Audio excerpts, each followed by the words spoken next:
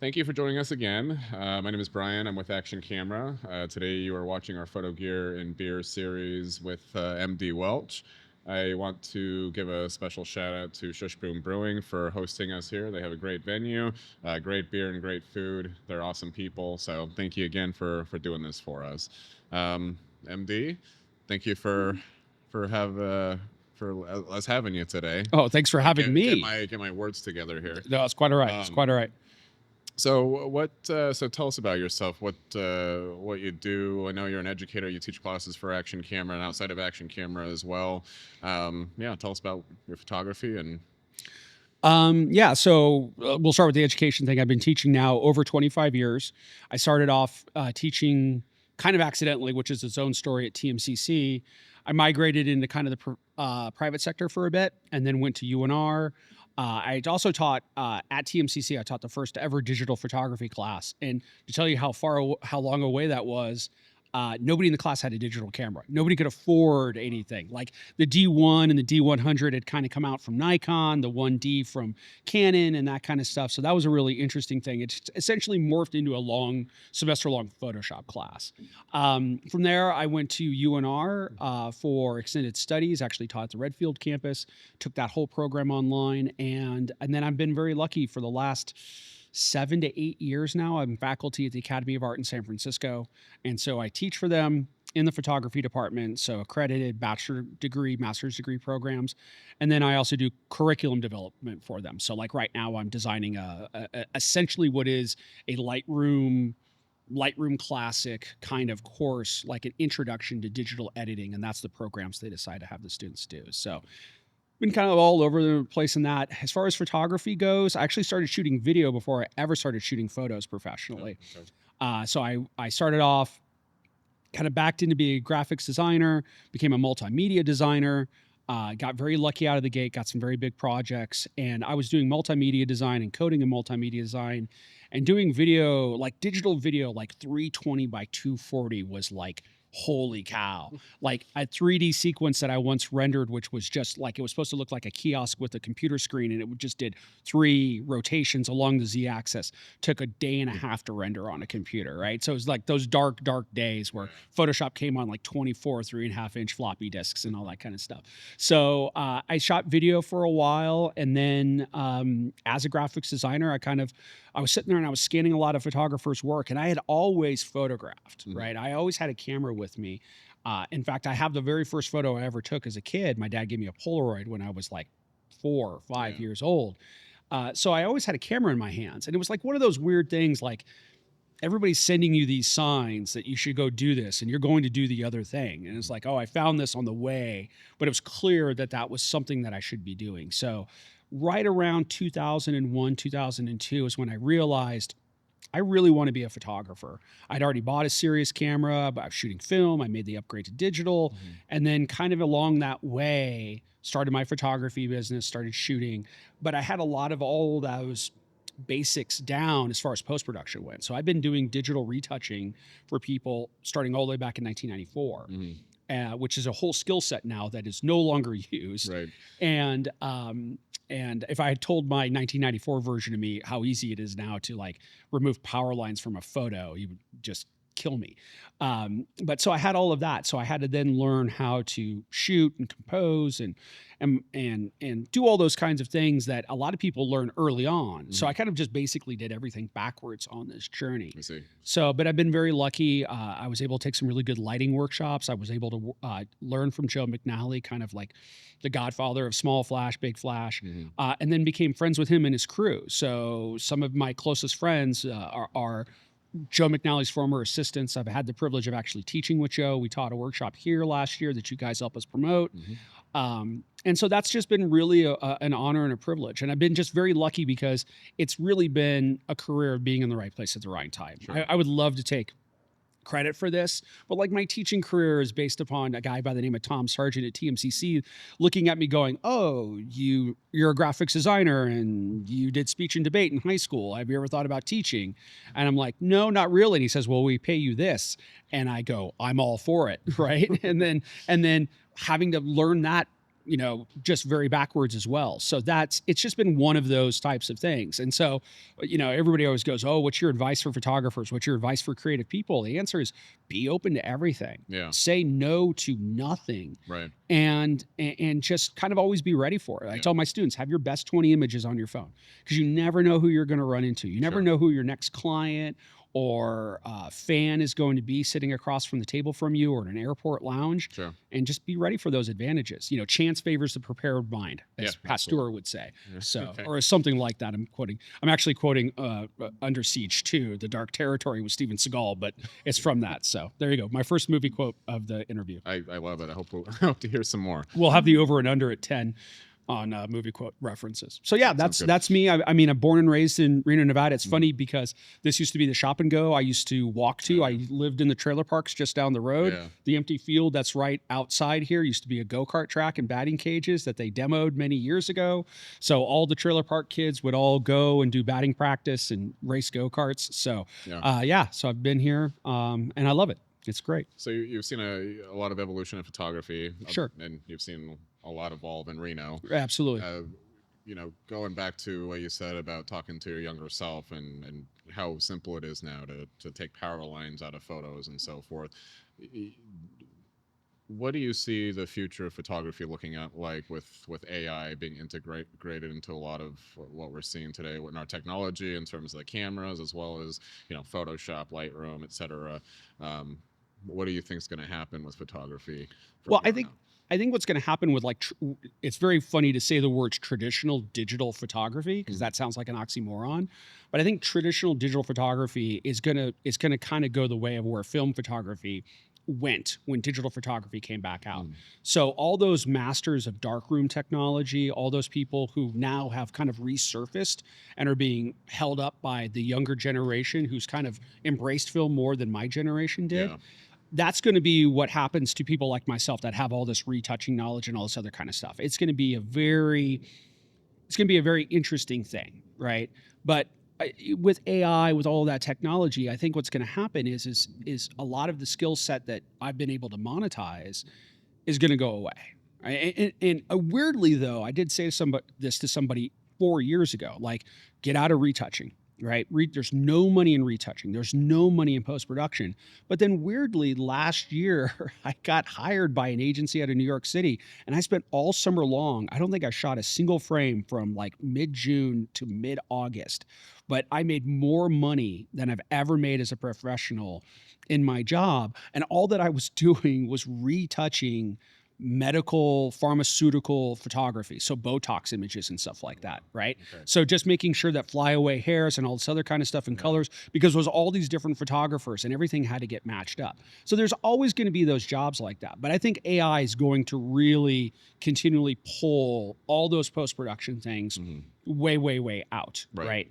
And so what I would say to somebody right now, starting off with, is more so than ever, you focus on the moment that happens as you click the shutter button. Yeah.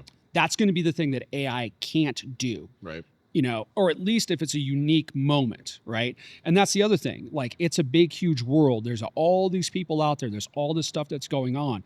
You're going to have to put yourself out there more than ever before. Yeah. Right? So if you're a landscape photographer and you've been monetizing your work living in the Reno, Tahoe area, going up to Tahoe every weekend or going to Virginia City every weekend, the problem is AI is going to have that library of stuff.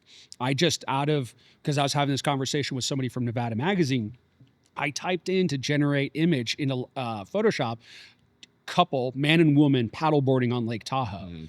And Tahoe's photographically sound. Yep. The paddleboarding couple do not look very good at all. But we're 6 months away or a year away from that not being the case. Right. So you have to get out there. You have to go find the new thing. You got to go get, interesting people. You got to go get interesting things. You got to make yourself uncomfortable. And the good news is you can monetize basically exploring the world, right? But you're going to have to do that. And I think in some cases, very much like how other industries, when they modernize, you lose a lot of the chaff, right? You lose a lot of the people that are so.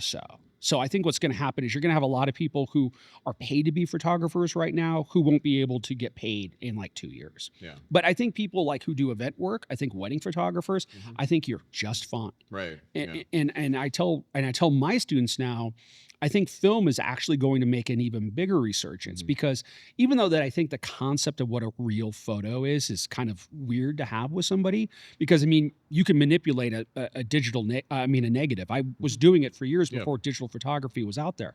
But I think at the end of the day, there is this sense of the real with film, right? And I think that's going to continue. So if you're just starting off with, look at a 4x5, look at an 8x10, start thinking about developing your own film. There's still a lot of very good, but very expensive drum scanners and high-end scanners out there on the market, and you kind of go that route, and you could, especially if you're a fine art photographer or an exclusive portrait photographer, I think you could make a really good career out of that. Yeah. But I think this, like, hey, I bought a camera and I have a lens and I'm going out and I'm shooting, and somebody wants me to go do this or going to do that, I think that's going to be harder and harder to do. Yeah. You're going to have to be in unique situations. Yeah. What do you like to photograph for you? What is? I would say I like to photograph stories, for to give as broad of a definition as possible.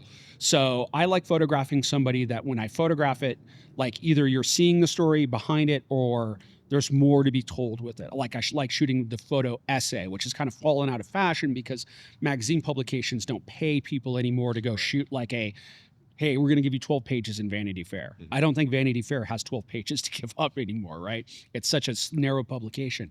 So I like that kind of thing. So somebody in front of my camera, some story to tell out of that.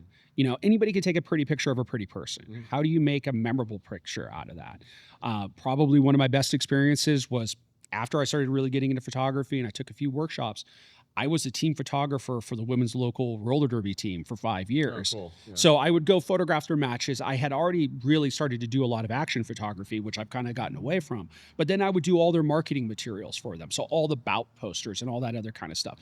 And also we made baseball cards for all the teammates. So they had trading cards. Oh, So you would go in and like one time we were in the old Scolaries off of behind Moana, and we were in the old freezer section. And I was just using that as a background. And you're photographing, and everybody had all these crazy names, and you had Carrie Ammo, who was always covered in ammunition, and you had Eden Brains, who she was always zombied up in war paint. And you would just have these amazing women in front of your camera that just came to you with a character already in mind. And now you have to find a good way to document that, right? So that's what I like to do. I like to document that story. Okay. And do you obviously incorporate your work to some degree in your education? Do you find that education or being an educator takes away from your desire to do photography personally? No, I mean, if anything, it actually has made me a better photographer. It's made me more aware of the world that I live in, because now instead of viewing the world from my lens, I get to view the world. So on average, I'll teach maybe 3 to 4 classes a semester, 12 students. So let's say 36 students. A lot of those students are veterans. A lot of those students have come back from war or combat, and now they're re-entering in society using the GI Bill, and they have a certain view of the world. And I get to see that view of the world, and I get to try to help them better document what they envision in their brain to what comes out when they hit the shutter button. Yeah. And so that really feels empowering to me, because all of a sudden I see people like, oh, wow, you're not stealing anybody's idea, but all of a sudden you're kind of like, okay, yeah, I never thought about this or I never thought about that. How does that play a role in my viewpoint? Different perspective. Exactly.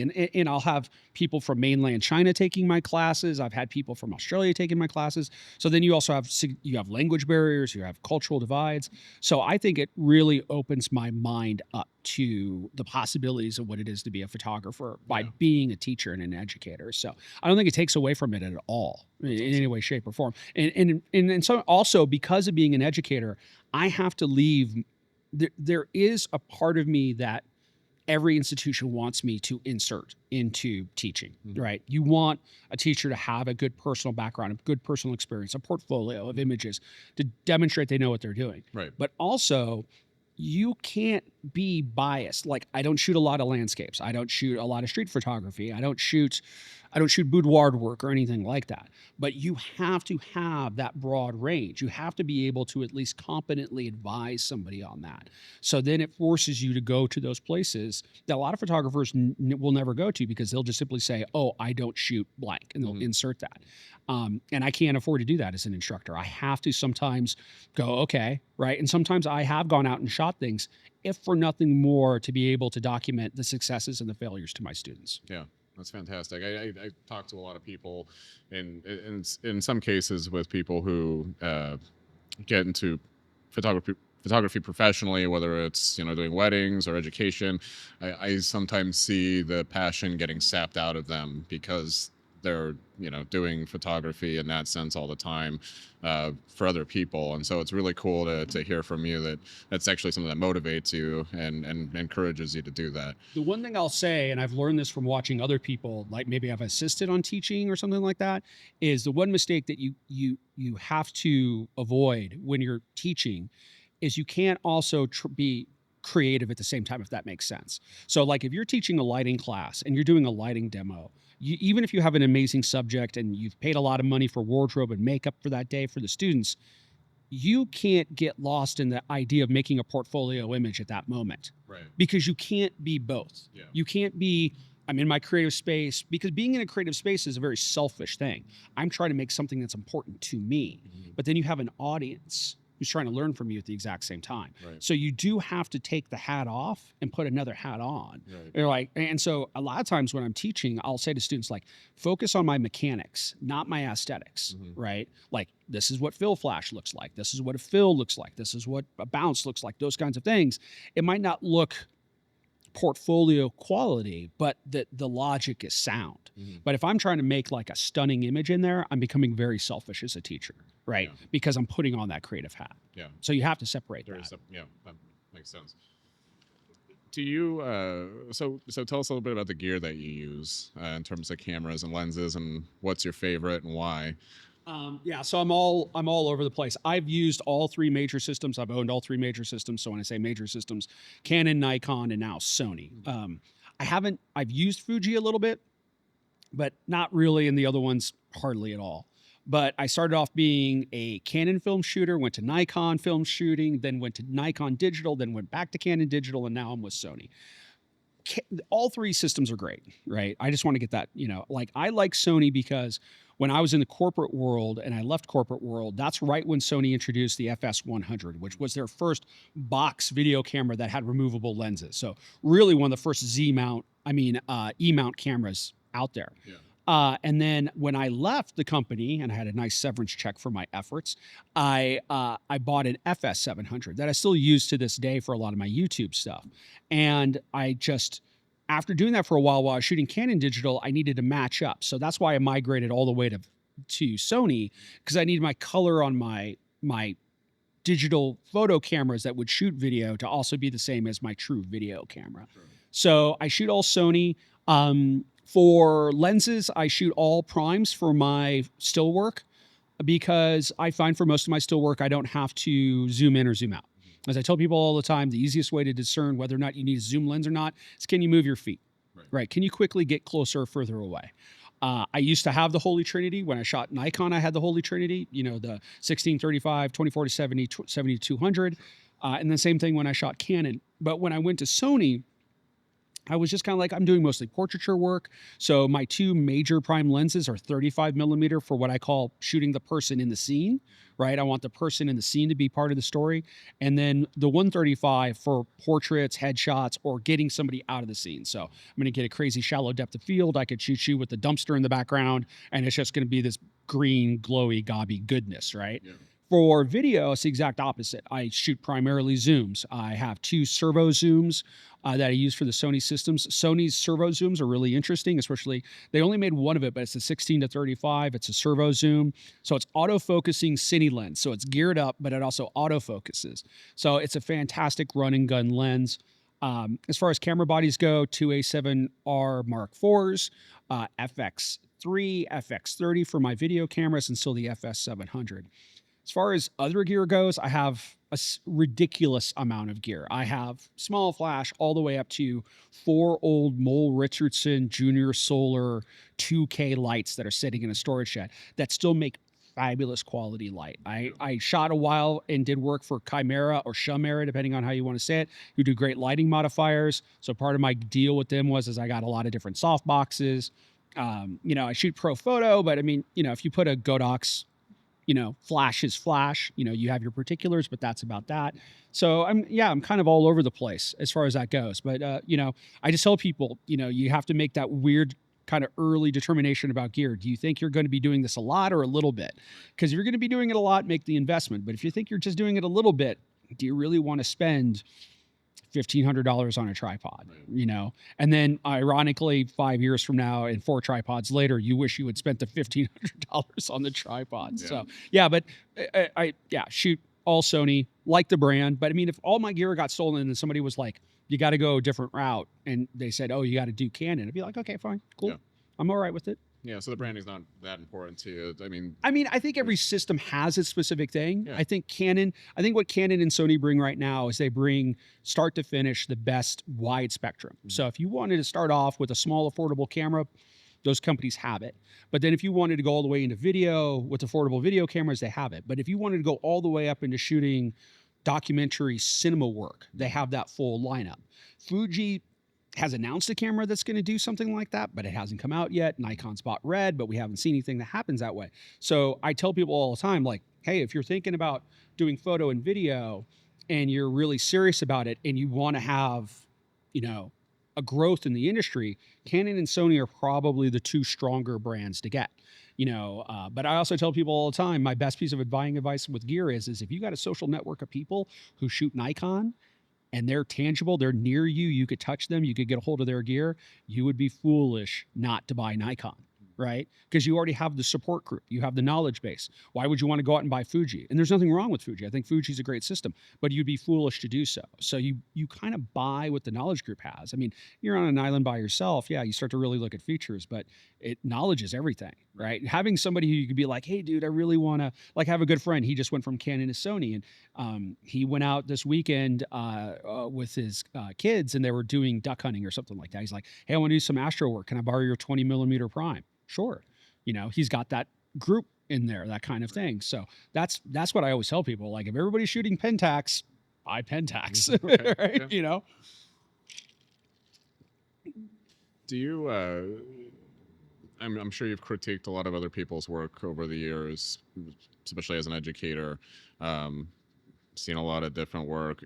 Do you find it difficult when you're taking your own photos? Do you find yourself over critiquing your own work, or are you pretty? I guess what I'm asking is, are you hard on yourself when it comes to the work that you do? Yeah, I mean, I am, but I'm not. Okay. Right? I mean, like, do I wish I would have done a lot of things different on a shoot that I just did last week? Absolutely, for sure. And that I always tell people, like, my ideal shoot would always be that I'm able to fool around on day 1 and then go shoot it for real on day 2, right? To be able to do like that post-mortem, come home and like look at everything and be like, oh, I wish I had done this differently or that differently. Because it's like going to the gym. You almost need to warm up creatively. Mm-hmm. And sometimes I don't shoot as often as I would like. And that's when I find that I'm the hardest on myself. But I'm also like, there's a reality to, especially if you're doing what I do, which is a lot of commercial work, there's a reality to, okay, I'm shooting at this location with the model that's doing their own hair and makeup and supplying their own wardrobe. Comparatively to 2 weeks from now I have a budget from a client and we have professional hair and makeup and all that other kind of stuff. There has to be a reasonable amount of expectation. Mm-hmm. You're always trying to deliver the best possible things, but you also have to be like, okay, if you give me Angelina Jolie styled by an amazing group of people and we're shooting in Versailles, right? Those photos are going to be, just take the lens cap off of your camera. You're home. And that's why I always remark to people when they go to these, like, they go to wedding conferences and they go take these amazing classes from these amazing wedding photographers, and you see their work and the bride's wearing a gown that costs as much or twice as much as my car. And the groom hasn't eaten pizza in like 6 months and is wearing a tailored tuxedo that's an Italian design tailor kind of thing. And they're being shot in this like Gothic cathedral in France. And you're just like, but you got to now go home to small town whatever, and you got to shoot a bride that's buying from David's Bridal and a guy in a rental tuxedo in a VFW hall, right? Like, you gotta have reasonable expectations. Sure.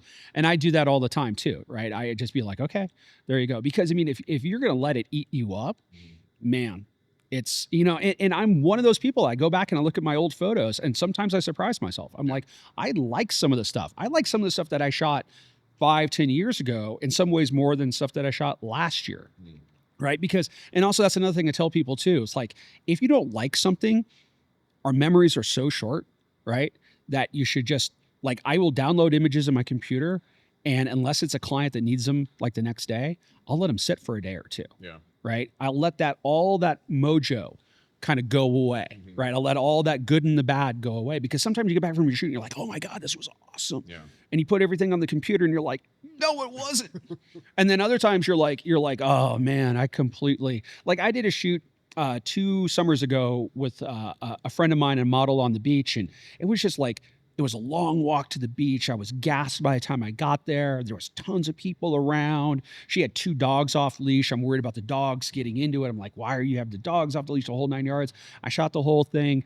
Almost had a mild asthma heart attack on the way back walking uphill. Like, I really got to go to the gym kind of thing. And I got home and I was so tired, I didn't even put the images on the computer, which is a really weird thing. I waked up the next morning and loaded them up, and like, didn't even look at them that day. And I looked at them like 2 days later, and I was really happy with the shots, but I was removed from that situation enough. It's like that, it's like that saying that they tell students in film school. The first thing that you do when you get into the editing booth is your editor needs to ask you, what's your favorite shot from this movie? Oh, I really like Reel 3, shot 2. Yeah. Okay. We're never going to look at that, because you have an emotional attachment to that. Right. You've put in a lot of effort and a lot of work. And this is another thing I tell my students: nobody cares about your process. Nobody cares about your backstory, right? When I review and critique my students' work, I tell them all the time, I don't read what happened to you. I just look at the images, because that's how every other person on this planet is going to look at your work, right? So no matter how hard or difficult or how successful or bad you think the image was, the image has to be able to stand by itself. Sure. And if it can't do that, then that's where you have the biggest problem. Yeah.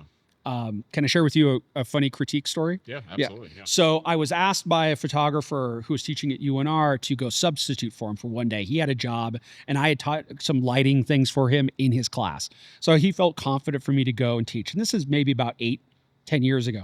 So I go in, and he goes, it's really simple. They've all done a product shoot. Right. And he was a very well-renowned local photographer for product work, and also very, very meticulous. And I think some of the students didn't like how meticulous that he was, because they didn't appreciate how meticulous you have to be for product stuff. Right.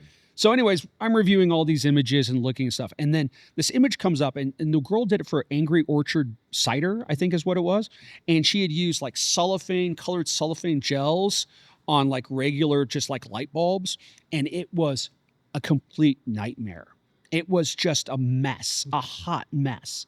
But the gestalt, the totality of the mess, made one of the most beautiful images I'd ever seen in my life. And one of my biggest regrets in my life is that I did not have her send me that image, because I tell people a story and they can't understand what I'm trying to say. But it was just like, it was orange, it was green, it was red, it used the colors of the bottles, but it was out of focus. It was all over the place, right? And I like look at her and I go, you've made an amazing photo here that is full of errors and problems, but it looks so good together. There it goes. And she's like, and I go, wait a minute, before you get ready to go sign on with, Condé Nast, understand something. You need to be able to do this again and replicate this look and feel over and over and over again for every product that you ever shoot. Yeah. But she was so thankful to hear from somebody who just like looked at her image without having that baggage. But what was funny was then the next student who comes in, I don't know if you've been to the UNR art school up there in the stairwell where they have all the graffiti. Yeah. So at the very top at that time, somebody had taken like a tennis racket and taken the handle and just basically super glued it. So it looks like a stop sign sticking out. Well, this guy had just walked up to the top of the stairs, taken a poorly composed, crooked photo of the tennis racket. And that was the image that followed this girl's image. And I go, who shot this? Mm-hmm. Right. And he was the most lazy person that you had ever seen in your life in the room. And he's like slouched in his chair. He's become part of the chair. He's slouching so much. And he kind of raises his hand and go, bro, that's mine. And I go, dude, you're not even bleeping trying. right? And he goes, and like everybody in the room was shocked that I swore. And I'm like, no, seriously, man. Like, listen, college is about balance, right? And all this other kind of stuff. All that you demonstrated to me here is that you don't care at all. That's what you're saying with this photo. Like the Technicolor nightmare that we just walked through, that's beautiful. She might have made a hot mess of that, but the hot mess looks great. And you could feel that she spent probably too much time and putting too much into the photo, but you could feel it. And then this other student, it was the best juxtaposition in my entire teaching. I've never had another moment like that where you've had such a dichotomy of like, I don't know if I'm doing this right. I'm going to take a shot at it. I'm going to try to make something unique and beautiful, and succeeding at that, probably with a lot of luck thrown into it, but it's better to be lucky than good in a lot of cases. And then having complete and total apathy and no effort whatsoever as the next image. It was just French kiss. Chef's kiss. It was awesome. So I love that story. Thank yeah, you for sharing. yeah. It's one of my favorites. It's just like, you're not bleeping even trying. Yeah. I wish I had a camera and I recorded that whole thing. What was his response to your? I think he was just kind of like, he just didn't want to be lectured, right? He missed the whole point of like, I get it, right? You got 5 classes a semester, you got time for 3, right? But that's how life is going to be, right? You're always only going to have time for 3 out of the 5. So how do you make the other 2 feel like you put in enough effort that you care, right? You could call it a con, you could call it, padding the book, whatever you want to do. But there are people who, they're clients or bosses, and it's like, well, what about that other job? Oh yeah, well, I did this. You did enough to make people believe that you're actually moving forward with that project. You're managing that time. He completely missed the whole thing, right? It was just, as my girlfriend calls it, just pure dad knowledge. Like, son, listen, let me tell you, back in my day, right? It's a lot easier to take a jacket with you and be able to take it off than not have a jacket at all. And you're like, what? That's funny. But yeah, he was very, very much couldn't. And you know what? I think it was like a forced elective. He couldn't care. He was like, somebody made me take this class. This fills in a gap from 7 to 9 p.m. on a Wednesday. Yeah. Cool. Yeah. So tell me about your favorite photos that you've taken. Oh, probably so interestingly enough, I was telling you guys this story in the store, and I put it on my Instagram and I put it on Facebook. When I was debating about becoming a photographer, and this is when it was just great to be a photographer, because you would go into Barnes & Noble and there was like 15 photo magazines, and you'd come home, $75 in debt from buying all these publications. And it was like Outdoor Photographer or something. And it was one of those reader submissions or something like that, or it might even have been an ad for one of the film stocks like Fuji or somebody like that. But it was this amazing shot of the Robi area of Osaka. So it's this canal, and it has all these neon buildings on either side of the canal. So think Venice and Vegas had a very, very, very angry baby, right? And it's an amazing shot to do. And this gentleman did it, or this person did it, I mean. Back in the days of film where you would have to put it on a tripod, 30 seconds, ISO 50, because it was Fuji Velvia, I remember that, on a 16 to 35, racked out to 16. And that image stuck with me my entire life. So less than a month ago, I'm in Japan, I'm in Osaka, and I went to that bridge and I made that photo. Yeah. And that is one of my favorite photos I've ever made, because that's the, cue the Elton John soundtrack, The Circle of Life right there, my friend. But, other stuff, I like a lot of my roller derby stuff. That's a big thing. I really like, now I've gotten really into lifestyle stuff, like shooting lifestyle. So I've been shooting a lot of people, even though that I don't hunt or fish. I found that is a very photogenic genre to photograph. So I bought waders now. I even have an underwater camera housing where I sink my camera half into the water. So I've been shooting a lot of fly fishing. So like one morning I woke up and drove all the way out to Pyramid Lake and photographed the fisher people on ladders, right? So they're out there on the ladders and they're casting and the sun's rising over it. And it was just like, oh, that's really cool. But I mean, like, I went to the 24 Hours of Daytona when I was very early into my career, when I was still doing a lot of sports photography. And I photographed for 36 hours straight. right? Wow. You're just up and you're just there and you're around the track Hmm. the whole 24 hours and photographing race cars. For better or for worse, I was trapped in a room with with Kid Rock for an hour for a Coors Light promo event back before he did country music, right? Okay. So that's how he was dating Pamela Anderson. So for those of you who are Kid Rock fans, there's your timeline. Yeah. And he was, and by the way, a total pro. At least at that time, he was supposed to be there for 3 hours, showed up right on time, Mhm. accommodated everybody's wishes, and I got a nice little picture of him and out of the effort, and I still enjoy that photo, right? I'm just like, oh yeah, that's cool. But yeah, I mean, it's always just like stories. I shot some stuff recently where I was in a studio and meeting different people, and I always like it if I could really connect with somebody on the first shot, Mhm. right? The first shoot at least, right? And so I've been photographing people over the last year or two where I've been doing open studio days and in a lot of cases meeting people for the first time and just really enjoying it. But yeah, it's been a very long a long career with a lot of images, but I just like photographing people doing cool and interesting stuff, Yeah. and have a fair amount of that, but especially like the lifestyle stuff lately, Yeah. which is, sometimes almost puts me in danger of getting killed, like there I am in an icy, I'm photographing somebody and there's literally ice flowing coming down the truckee Yeah. because it's so cold. I was doing underwater paddleboarding stuff last summer and I was just so tired by the end of the shoot. I tell you what, man, it took everything to get back to the paddleboard on the last shot, but it was fun. It was Yeah. great. I Yeah. enjoyed it. Awesome.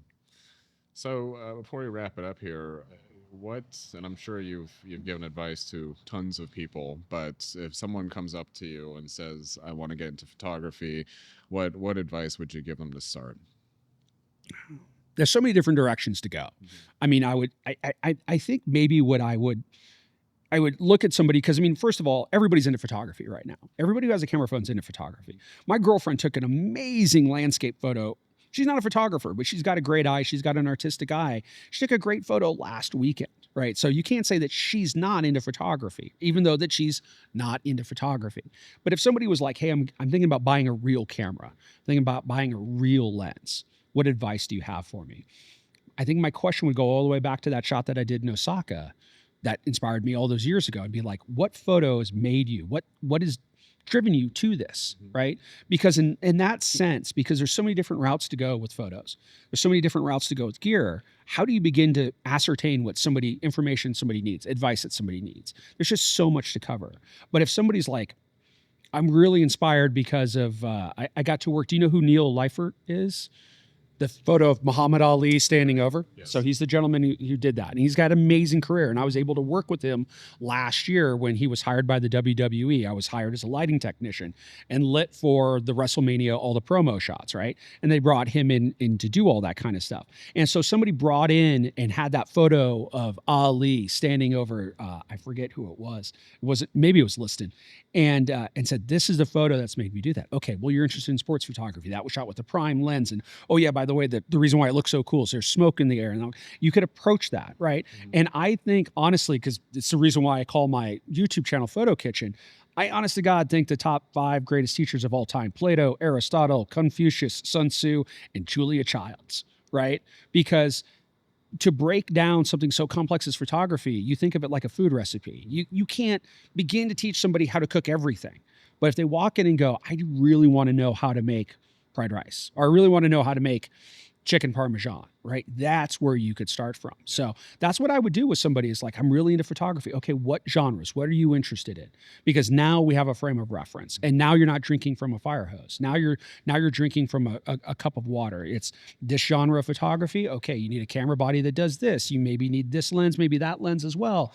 Do you need a tripod? Maybe you don't need a tripod. I mean, how many people go out and buy all the glass and all the gear and all the tripods and then end up using a handful of it, right? Or how many people don't buy what they need and then go out and find, because I mean, people always say, oh, the gear does. Of course it does, right? If you show up and you wish you had a 400 millimeter lens and you only have a 16 millimeter lens, there's only so much audibling you could do, right? There's only so much variation that you could make. And sure, it's going to cause you to think outside the box, but that's way too much out of the box, right? So, but if you could narrow that down, I think you're going to give people a lot better advice. So show me what interests you to become a photographer, and then we could go from there. Then we could start. Awesome. Yeah. Awesome advice. Yeah. Well, MD, it's really been a pleasure having you on today. Thank you so much for having me. I wish we had more time. We could probably talk for hours. Yeah. but- Well, maybe so, or maybe for another 5 minutes. Yeah. But it'd be great to talk again. Yeah, we'll have you on for something else. But anyways, cheers. Cheers. Thanks so much. Thank you.